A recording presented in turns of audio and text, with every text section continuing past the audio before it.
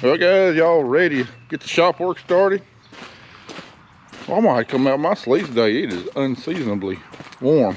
Yep, just like the title suggests, my cotton picker's broke. We'll get to that later in the video though. First we got something else to do.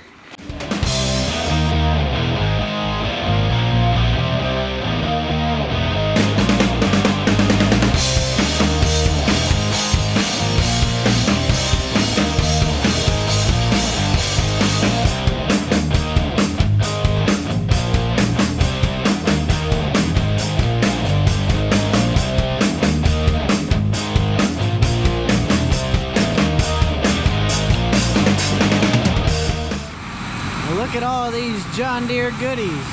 That's right, we're servicing the sprayer today, but while Matt's going to get this starter for this grain bin, I'm in here, I'm gonna get started on it. Got her running so we can get the engine oil all nice and warm and good to flow out. All right, we should have some pretty hot oil now. Let's see if I line this bucket up right. See if I can do it without making a mess. Well, I can even get it started. There it goes.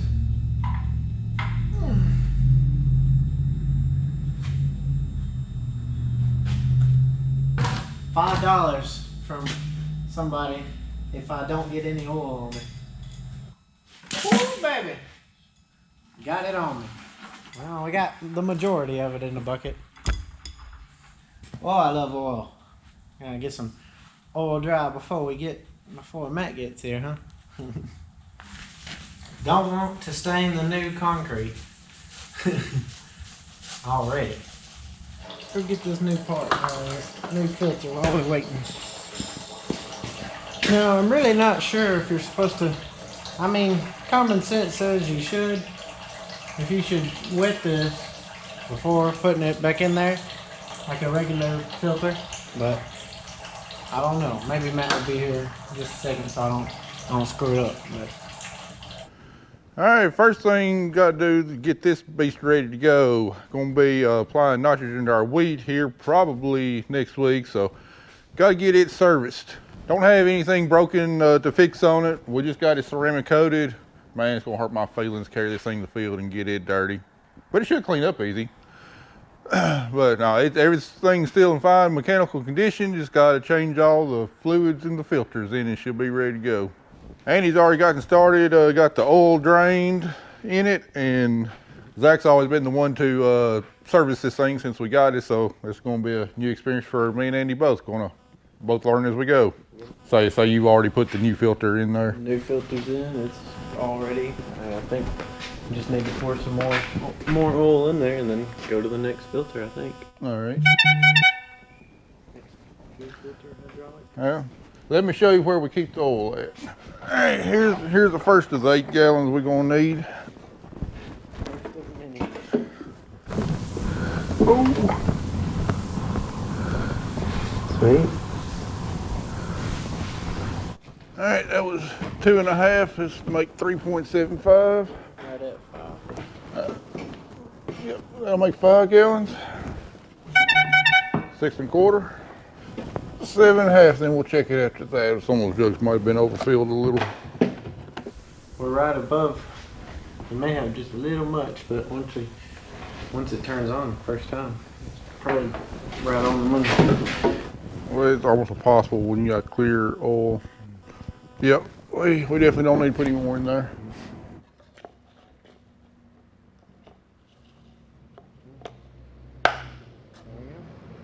Oh, by the way, I didn't tell you, your first appearance on the big screen will be coming tomorrow at noon. Oh boy, yay. The cattle rustling video. I was wondering which one would be first, but that's a good one to start with. All right, engine oil's done. While you're up there, let me grab those fuel filters and we'll swap them out. Just in case you're wondering what it costs to service this sprayer right here, just in filters, $555. Be real careful with that plastic. Is there a pin you got to push out or pull out? I think I gotta squeeze them together, but I can't really. Should be a little tab pressed on.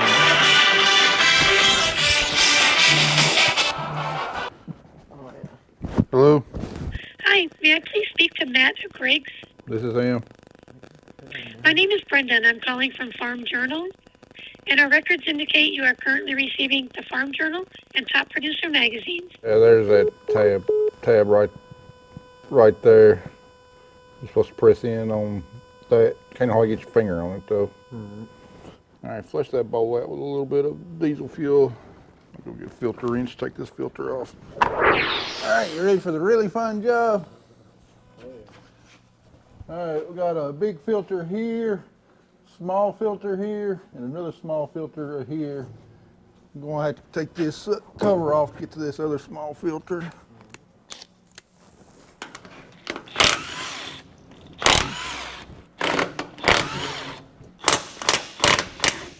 This is where it'd be a good idea to be vertically challenged. Ooh, I missed that with a pressure washer. A little seepage here on this hose. It might be the next one we got to replace. In fact, I really don't want to do it right now. But it'd be a whole lot easier doing it here rather than it blowing in the field or going down the road, because that goes over to the drive motors. Probably got a lot of pressure in there too. We had one of those hoses burst on the road right there on the corner of Ashport and 45 last planting season, and that was not a fun experience. I don't recommend it. Let's go ahead and take the easy end loose, and we'll let all the oil drain out of it.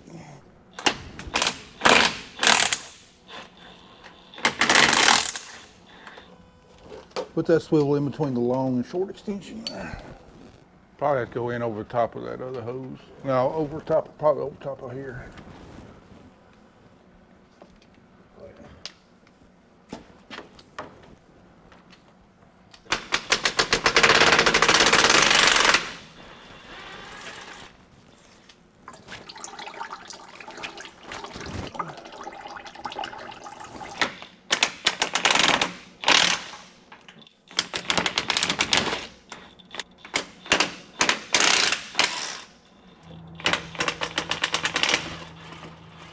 That's a tough spot. Got some hoses everywhere. Sweet. Now the fun part's gonna be getting those bolts started back. Maybe Now we'll take it to motor parts and get one made. Let's get out here in the light.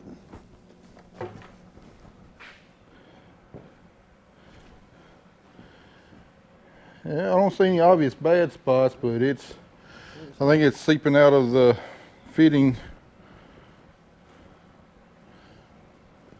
Anyway, oil's coming out and I don't want to risk it. We're going to replace it.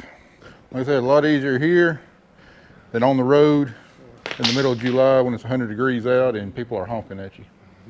All right, well, Andy's gone to Humboldt to get another hose made. I'm going to go ahead and get the cotton picker over here and tell you what's going on with it. I never showed you my equipment once we got it cleaned up and polished under the shed. Ah, look at that red. It's so nice. Probably, if that ceramic coating holds up the way I think it's going to, probably gonna have that sucker done next year. And then finally got this thing cleaned up. Boy, she was nasty. Let's hope she fires up. I already had Mr. Chris Pluckett come over here, get my two-way radio installed. Just pulled that one out of my 9986 and put it in here. All right, when we were examining this thing at the auction, I felt all the spindles and bars and everything, and I said the heads were in real good condition. However, when we were washing this machine, we found out that the heads are not necessarily in real good condition. Well, at least one of them's not in real good condition. We went ahead and put it in tether mode whenever we were cleaning it so we could rotate all the bars and everything and clean the bars. All right, let's see what happens when I try to rotate to this #1 unit.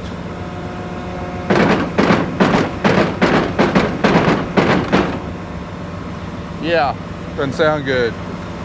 What's happening is there's several slip clutches in this head. There's one on each drum, front and back drum, but there's also one on the main gearbox. And that's a slip clutch that you hear slipping right there. We can kick these bars around just like normal. And say I wasn't able to get all the bars clean because we couldn't rotate it. Now go here in the back drum. and it's just, I mean, it's tight. So I had my guys from Delta Spindle come out here and look at it, and what they think is this unit drive there in behind the bars might be warped a little bit, possibly from hitting a rock or something like that. Could be several reasons, but we didn't find anything obvious up in the heads. I didn't see any broke or chipped teeth or anything wedged in the gears or anything. So the most likely thing is that this this drive right here is warped.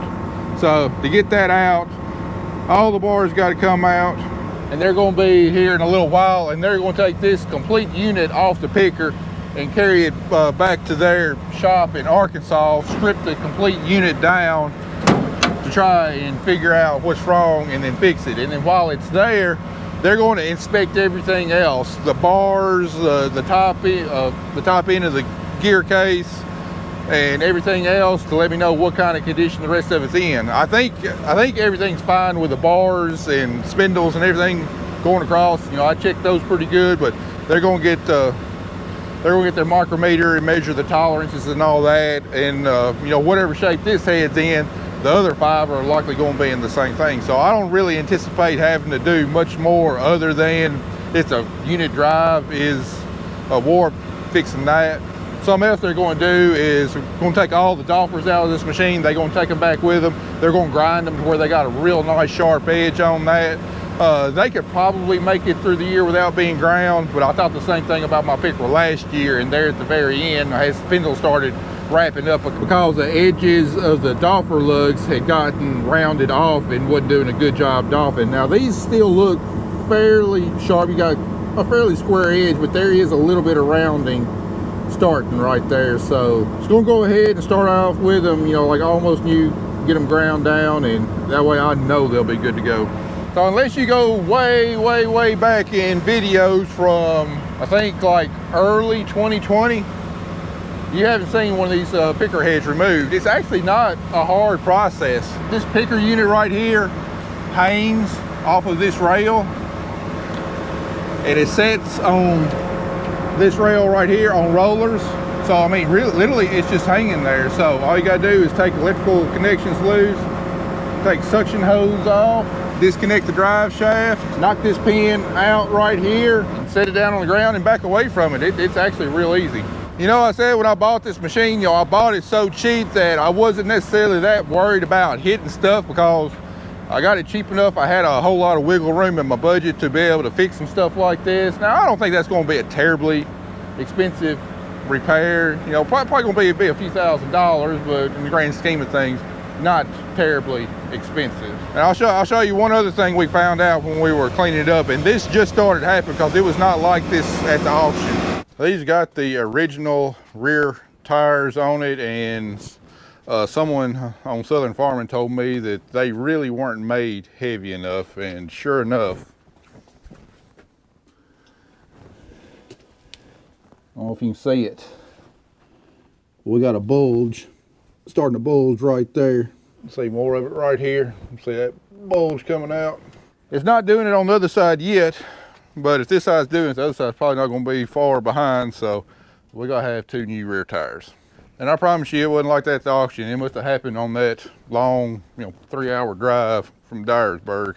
But that's the joy in buying used equipment. You get somebody else's headache, and I'm not going to say that's a headache or anything, but you know, it does need a little bit of attending to before we take it to the field, and that's what it's going to get.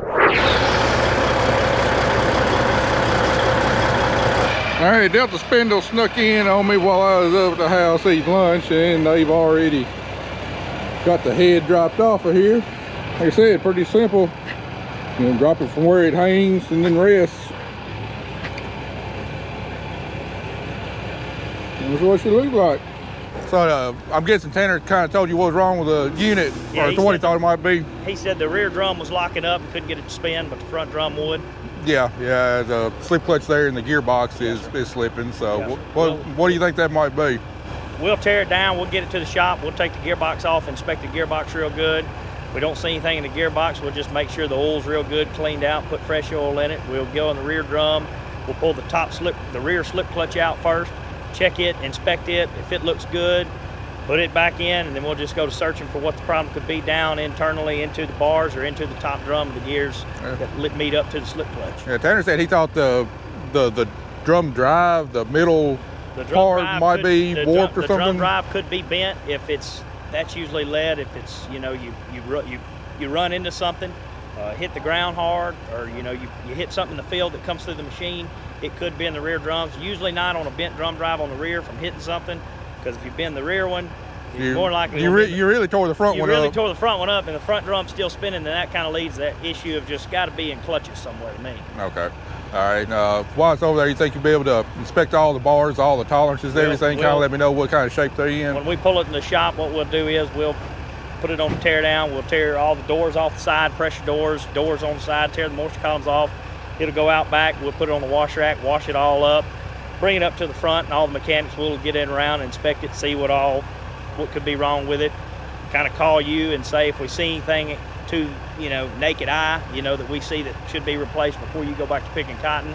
We'll call you and kind of let you know what maybe needs to be done, or give you our opinion of what we think should be done, and you can go from whether well, let's fix that or not. All right. I think it probably just recently had a front bar job. The back bars, I know they got some slack in them, but for 500 acres a year, I think they go another 2-3 years. I think you may could get a few more years out of them. The front ones felt real tight from the bar job.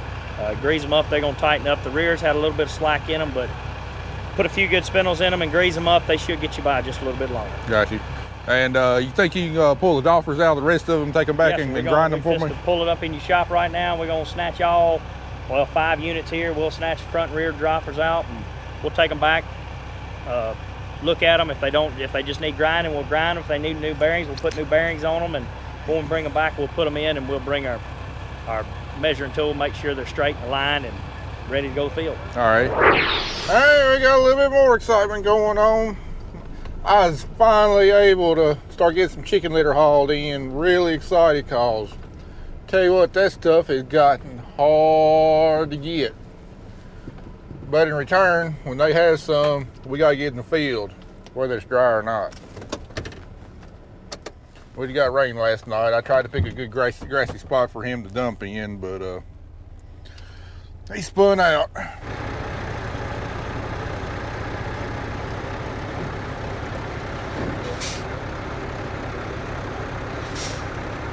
Man, you couldn't pay me to have one of those dump trailers.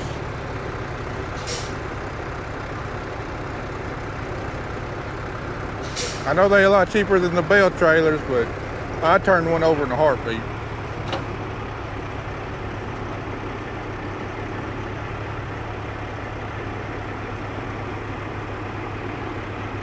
All right, well, what we got here, about 28 tons of some premium fertilizer. Chicken litter.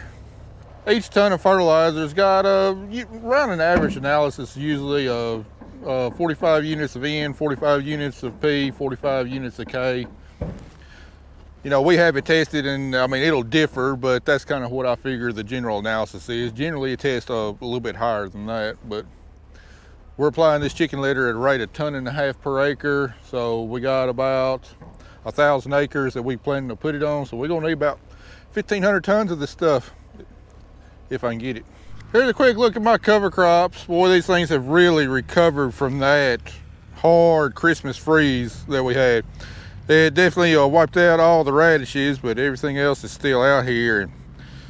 And this stuff's got some big growth on it. Normally we don't see this kind of growth until March. Probably going to come in a little bit earlier with my burn down strips, unless we get some really cold weather here the last part of January, which not really projected to happen, or February. I want to come out here earlier with my burn down strips. Otherwise, this stuff's going to be getting pretty large. I said, we're going to pull all these out. Those doffers, they're not the best looking doffer to me. You just need to let's go ahead and strand them up and put brand new ones all the way across it. If we're going to spend the time to take them out, bring them back, put them back in, set them, and all that good stuff. Those doffers about brand new though. Huh? Those doffers about brand new. Those doffers don't look brand new, I can tell you that. Well, they got some pretty good lugs on them. They're just, I think that's the Chinese doffer. Chinese doffers. And it's not a good doffer. I wouldn't doubt that, but I know Dolphins ain't cheap, and if he can give me a few years, I mean, maybe next time they need to be ground, might go ahead and replace them then. We can do that. I'm scared some of them. Those Doffers, you get them on a Doffer grinder, sometimes they go to just eating away on that grinder, you know. But they may not. Are they harder or softer than what? Softer. They're softer John Deere's. Yeah, they are. They got some chunks taken out of them. Really? There's some places that they don't look too good, but that's up to you. We can grind them and put them back in. All right, show me a bad spot that you're looking at. On the front Doffer, Tony. Yeah. Down in bottom 2 or 3 or something. Oh yeah, it looked like they had a choke up and started eating away at it. Yeah, big chunks taken out of it. Yeah. Those Doffers don't last long. They'll burn up quick. Yeah, the ones on the bottom definitely a lot more rounded than the one on top was pretty good. I'd say if any are, obviously bad, probably go ahead and replace the ones that are obviously bad. I'd say any of those where he had a choke up and it started eating away at them, and you're really going to have to grind a majority of the lug off. I mean, then you have to do the majority of all the lugs. Yeah, and then that's by the time I get it all ground off, and all of them are true to equal up to the new ones, you don't have a Doffer left. Yeah, that's why. Yeah, when you get a few Doffers on a stack like that, yeah, we can go ahead and replace those. Okay. Do to it. Well, I just spent $162,500 on this, so I'm On the trying. picker? Yeah, so I'm. That's what you bought the machine for? What about it? You got a deal on the picker. Well, considering the hours, I thought I got a pretty good deal. Good deal, man. That's not bad at all. And plus, it doesn't. You only paid $162,000 for this machine. 500 and 500. And 500? Yeah, 162,500. Oh, I got you. Well, you got to help. You don't find balers that go that cheap. No, especially not ones that don't need a complete head job on them. Yeah, because usually you find them that do. They've been in about 27, 28 years ever since I've seen a 5-row picker. Last 5 rows, you see, people turn 9965s to 5 rows. Well, I mean, John Deere made a 5-row 9965 for a few years, and I think Case IH might have made a 5-row. I don't remember what model number. I know a lot of people do turn or have turned 65s over to 5 rows. Well, I know some people that turn 65 into 6 rows. Really? That's a lot. That's a lot of weight on their frame. Did it handle it? Well, it's still handling it. They're still using it. Really? Yeah. All right, that's what these Doffer stacks look like out of there, and see, that's what they're talking about. Where he had pretty soon had a choke up and started wearing down on them. So when they get to these, you can tell right here these are rounded off pretty good on the bottom. Definitely a lot more than these up here, and that's why we're gonna have them ground down to get a nice sharp edge on them, and then they'll probably replace a few Doffers where they got ate away. Okay, you got them all off. You making tracks for the next picker? There you go. Got them loaded up. Got tools loaded up. We'll clean up. We'll head to the next one, dismount it, and find us something good to eat tonight, and get some good night rest, and do it again tomorrow. I hear you.